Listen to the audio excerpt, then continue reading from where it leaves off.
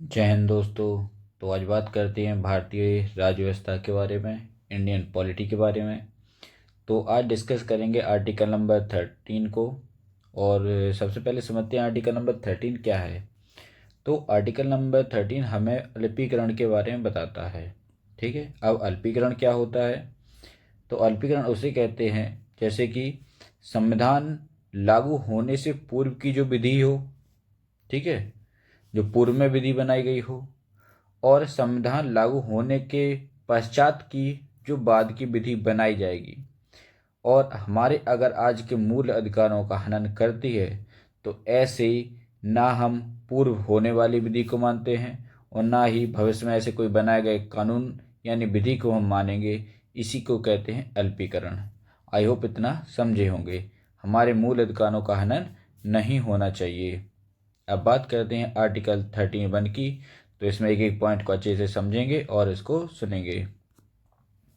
तो इसका पहला पॉइंट कहता है संविधान लागू होने से पूर्व की विधि। दूसरा कहता है संविधान लागू होने के पश्चात की विधि, न्यायपालिका के निर्णय, संविधान संशोधन और विभिन्न आयोगों एवं समितियों की अनुशासन। ठीक है, अब आगे देखते हैं इसमें और क्या है। तो यहाँ पे हेडिंग बनाई गई है कि भारतीय राज्य व्यवस्था से संबंधित मूलभूत अवधारणाएं कौन कौन सी हैं। तो भारतीय राज्य व्यवस्था को अलग अलग देखें तो भारतीय राज्य व्यवस्था, भारत क्या है, और भारत क्या है तो इसके चार पार्ट ही बन सकते हैं कि राज्य है या देश है या राष्ट्र है या राष्ट्र राज्य है। इसको भी देखें कि भारत आखिरकार है क्या।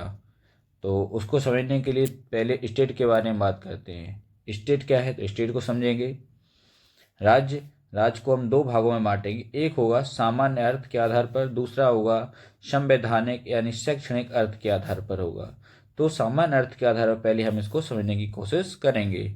तो इसको क्या है, इसका मतलब कि सरकार की एक इकाई होगी। दूसरा प्रांत के अर्थ में अर्थात भारत की इकाई होगी। यह सामान्य इसका अर्थ होता है। ठीक है। दूसरा है सैद्धांतिक शैक्षणिक कार्य में क्या है इसका अर्थ। तो राज्य एक राजनीतिक अवधारणा है। क्या है? राजनीतिक अवधारणा है। दूसरा क्या है? राज्य एक राजनीतिक संगठन है। अगला क्या है? यह एक भौगोलिक क्षेत्र विशेष में रह रहे लोगों का संघ या समुच्चय राज्य कहलाता है। ठीक है। अगला है राज्य एक अमूर्त अवधारणा है। यह है संवैधानिक शैक्षणिक के आधार पर, और यह था सामान्य अर्थ के आधार पर। आई होप इतना समझे होंगे। आगे देखते हैं। अब देखते हैं राज्य। थोड़ा इसको समझेंगे कि राज्य यानी इंडिया, भारत 15 अगस्त 1947 को बना। ठीक है, जो कहीं ना कहीं हमारा 1947 15 अगस्त 1947 को क्या हुआ था, आजाद हुआ था। अब इसको देखते हैं राज्य को अलग अलग भागों में, जैसे कि भौगोलिक सीमा के बारे में, जनसंख्या के आधार पर जनसंख्या को दो भागों में बांटेगी, नागरिक और विदेशी क्या है। ठीक है। तीसरा इसका पॉइंट सरकार है। सब सरकार यानी पब्लिक है या सरकार। इसका अगला देखेंगे प्रमुख विशेषता में संप्रभुता यानी सोवरेनिटी, और इसको ही कहेंगे सर्वोच्च निर्णय निर्धारण की शक्ति। ठीक है। और इसी के नीचे आएगा हमारा पूर्ण स्वतंत्रता। क्या आएगा? पूर्ण स्वतंत्रता। तो इसके एक एक टॉपिक को धीरे धीरे समझने की कोशिश करेंगे। अब बात करते हैं राष्ट्र। राष्ट्र यानी इमोशन, इमोशन यानी भावना, मतलब राष्ट्र एकता स्थापित करने की भावना है। बंधुत्व यानी भाईचारा राष्ट्र है। अगला स्वतंत्रता की भावना राष्ट्र है। अगला इतिहास संस्कृति के प्रति गौरव की भावना राष्ट्र को इंडिकेट करती है। ठीक है। आई होप ध्यान से समझेंगे। आगे देखते हैं गुड गवर्नेंस क्या होता है, या अनुशासन या सुशासन क्या होता है। तो सुशासन का अर्थ क्या होता है समझने की कोशिश करेंगे कि सरकार की संगठनात्मक या प्रशासनिक क्षमता में अभिवृद्धि का प्रयास है। क्या है? अभिवृद्धि का एक है प्रयास है। सुशासन को और समझेंगे कि प्रशासन के क्रियाकलाप क्या है। प्रशासन के क्रियाकलाप, गतिविधियां, निर्णय निष्पक्ष, न्यायपूर्ण, तर्कपूर्ण एवं विवेक संपन्न हो, इसको हम सुशासन कहेंगे। ठीक है। आई होप इसको अच्छे समझेंगे। एक एक पॉइंट के इसके क्या क्या है फिर से देखते हैं कि प्रशासन के क्रियाकलाप, गतिविधियां, निर्णय निष्पक्ष, न्यायपूर्ण, तर्कपूर्ण एवं विवेकपूर्ण सम्मत हो। ठीक है, अगला देखें इसका पॉइंट और क्या हो सकता है कि निर्णयों में जनता की अधिकता भागीदारी हो, यानी जो निर्णय हो उनमें जनता की अधिकता और भागीदारी हो। पारदर्शिता हो, क्या हो, ट्रांसपेरेंसी हो, पारदर्शिता हो। अगला देखते हैं समस्याओं के प्रति अनुक्रियाशीलता हो, कैसा हो, रिस्पॉन्सिबिलिटी वाली। ठीक है, नेक्स्ट क्या है, सरकार व प्रशासन को जवाबदेह होता हो। अगला है जनता के प्रति उत्तरदायी हो। ठीक है, इतने सभी पॉइंट इसके समझ सकते हैं यहाँ पे। अब देखते हैं सुशासन को हम एक लाइन में कैसे समझें, तो इसमें क्या क्या और चीज़ें होनी चाहिए। तो यहाँ पे सुशासन को बनाया गया है, लिखा गया है, इसमें और क्या क्या चीज़ें होती हैं तो उसको भी देखेंगे। पहला है जनता की अधिकता होनी चाहिए, ठीक है, पारदर्शिता होनी चाहिए, वो भी ठीक है। अगला है न्यायपूर्ण शासन होना चाहिए, उत्तरदायी हो, जवाबदेही हो, निष्पक्ष हो, जवाबदेह हो और अनुक्रियाशील हो। ठीक है, यह सभी पॉइंट जब इसमें मिलते हैं तो हम इसको कहते हैं यह एक पूर्ण सुशासन है। ठीक है, आगे बात करते हैं नेक्स्ट, कंट्री यानी देश के बारे में।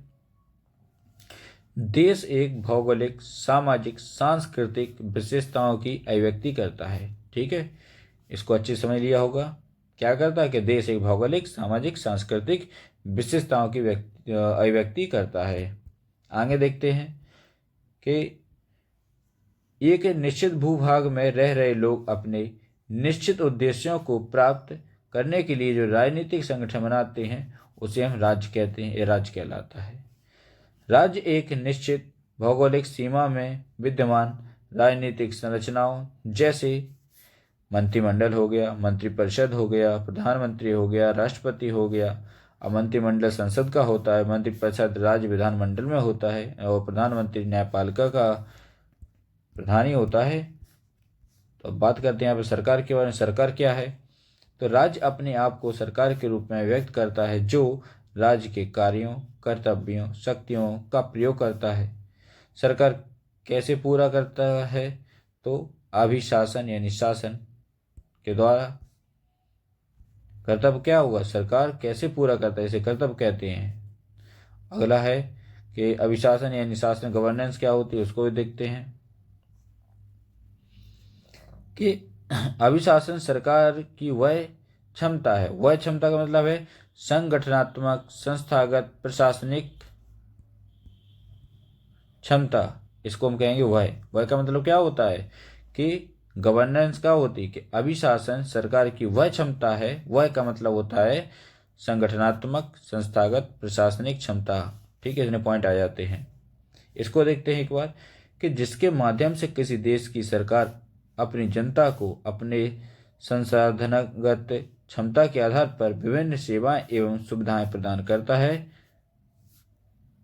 ठीक है, नेक्स्ट है, इसका नेक्स्ट वीडियो देखने के लिए अगर आपको लगा होगा यह वीडियो के किसी ना किसी पेपर में, इससे पेपर में क्वेश्चन आ सकते हैं या बन सकते हैं, तो इस वीडियो को जरूर लाइक, सब्सक्राइब, शेयर करें। थैंक यू, जय हिंद।